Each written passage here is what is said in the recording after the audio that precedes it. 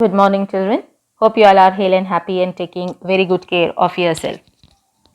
Welcome to Session 5, Social Studies, Paper 2, Chapter 18, Emerging Political Trends 1977 to 2000. Today, we are going to learn extension of constitutional privileges, use of religion and politics, and economic liberalization. Extension of constitutional privileges. The Janata Dal focused on the need for inclusive development and ensuring opportunities for people from backward communities.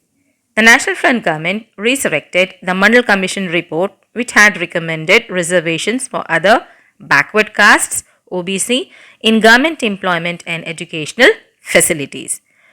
Under the leadership of VP Singh and on the recommendation presented by the Mandal Commission, they have in their report, Mandal Commission in their report they have recommended that there is a need to have a reservation even for the backward castes in a government employment as well as in educational facilities. So the VP Singh government announced that it was implementing the core recommendation of the commission by reserving 27% of the seats in government employment for candidates from the socially and educationally backward castes that were identified by the commission. So on the basis of Mandal Commission report, the VP Singh government decided that should be having 27% of seats should be reserved for the candidates in government employment as well as in educational field to the backward caste which were identified by the commission. Initially, most of the other political parties were not in favor of VP Singh government's decision, but did not want to oppose it as they feared that they would become unpopular. So, thus, gradually all political parties came to accept the assertion of the OBCs in Indian politics. As our constitution has already mentioned that India is a socialist country where every individual should have equal opportunities. So there was already reservation for SCs, scheduled caste, ST, scheduled tribe, and now the VP Singh government tried to give a reservation even for the OBCs, other backward classes in government employment as well as in educational fields. Use of religion and politics. The political tendency that seeks to build a nation based on nationalism is led by Bharatiya Janata Party. This party believes that ideas of democracy and secularism are Western ideas and are not sufficient, and what is needed is to draw upon ancient Indian culture. The political party, Bharatiya Janata Party, they believe that the democracy and secularism, these two concepts are the Western ideologies. Now, there is a need to have an ancient, to enhance or to give a boost to the ancient Indian culture. And however, BJP made great strides when it took up the Ayodhya issue. So, for this, they have started making Ayodhya issue as their demand or as their priority in their manifesto. It decided to campaign for the building of a temple at the site of the mosque, Babri Masjid, claiming that it was the site of birth of Lord Rama. They started propagating a campaign according to them that Babri Masjid was previously a temple. Now they want that the temple should be construct on the site which is a present site of a mosque was actually the site of birth of Lord Rama. For that purpose, in 1990, L.K. Advani, the leader of BJP, led a Rath Yatra from Somnath to Ayodhya in support of these demands. Here you can see protesters, they are demolishing the Babri Masjid. This campaign was accompanied by intense communal polarization, causing a large number of communal conflicts and finally ended with the arrest of L.K. Advani in Bihar. The BJP responded to this arrest by withdrawing support to VP Singh government and forcing early elections. As it was also a coalition government, so when L.K. Advani started this Rath Yatra and he was get arrested for it, and then they have withdrawn their support from VP Singh government, which led to the this early elections.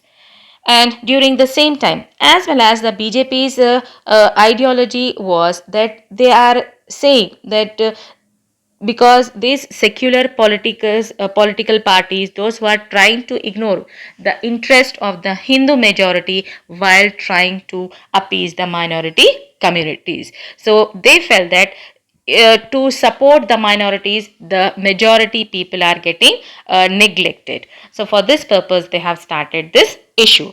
And during this election campaign, Rajiv Gandhi was assassinated by LTTE, a Tamil separatist group of Sri Lanka, as a retaliation for his role in sending Indian army to Sri Lanka.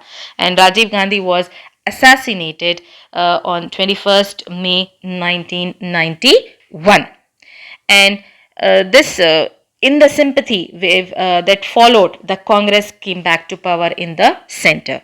And in 1992, a large crowd mobilized on behalf of the temple campaign gathered in Ayodhya and destroyed the mosque. This event sparked off widespread protests and communal riots in which many of people were killed.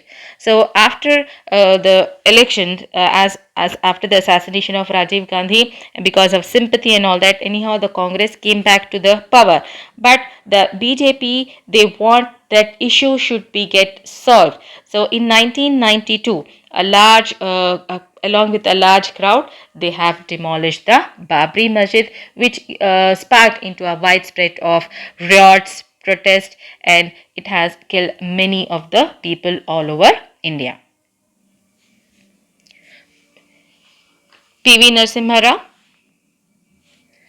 Now, economic liberalization. In 1992, when the new Congress government under PV Narasimha Rao was formed, it negotiated with the International Monetary Fund for loans to tide over the crisis. The IMF laid down certain stringent conditions called Structural Adjustment Program, forcing India to accept a policy of liberalization. As in 1991, when the VP Singh government fell, India was facing very serious economic crisis. Its reserve for a foreign currency with which it repaid its loans and paid for imports had been virtually exhausted. So there is a need to have some economic liberalization. So in the year 1992, under the Congress government, under the leadership of PV Narasimha Rao, certain economic liberalization took place, and this one is very important, which was under the guidance of International Monetary Fund or World Bank. This structural adjustment program is tried to bring an economic development in India. Some of the important structural adjustment programs, these includes the points. First one is drastic reduction of government expenditure, including cuts in subsidies to farmers, expenditure on public services, health, etc. So there is a need that the government should reduce its expenditure which they are giving as a subsidy to the farmers, as well as they have to reduce their expenditure on the public services as well as health. It means there is a need to have the certain privatization under this. Second one is reducing restrictions and taxes on import of foreign goods, allowing the foreign companies to invest in India. Reducing restrictions on foreign investments in India. They should be having certain norms which will be convenient for the foreign companies that they can easily invest in India for the as economic liberalization. Definitely it can be increase the revenue of Indian government. Here, structural adjustment programs under this, the World Bank and IMF, International Monetary Fund has came into a certain criteria. They have took the some stringent conditions which is called as a structural adjustment programs. There has to reduce, government has to reduce their expenditures. They have to improve terms of for foreign investment, as well as they should be having a privatization in economy.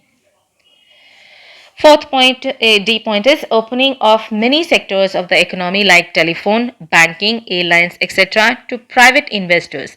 These were government monopolies earlier. So there is a need when they are having the public sectors, and especially it was under the government previously. It is a monopoly of a government. Now it has to be get privatization. It should be open to the private investors, such as they should be having telephone. The criteria or the areas are telephone, banking, as well as airlines. These measures brought in foreign goods and forced Indian business to compete with global manufacturers. It also led to the setting up of industries and business by foreign companies in India. This one is very important, that it tried to bring economic liberalization. It tried to give or enhance or give a good support to the economic condition of India. Let us have a quick recap, children. Today we have learned extension of constitutional privileges, use of religion and politics, and economic liberalization. It's time for home assignment, children. You have to write a short note on Babri Masjid verdict given by Supreme Court recently. Thank you.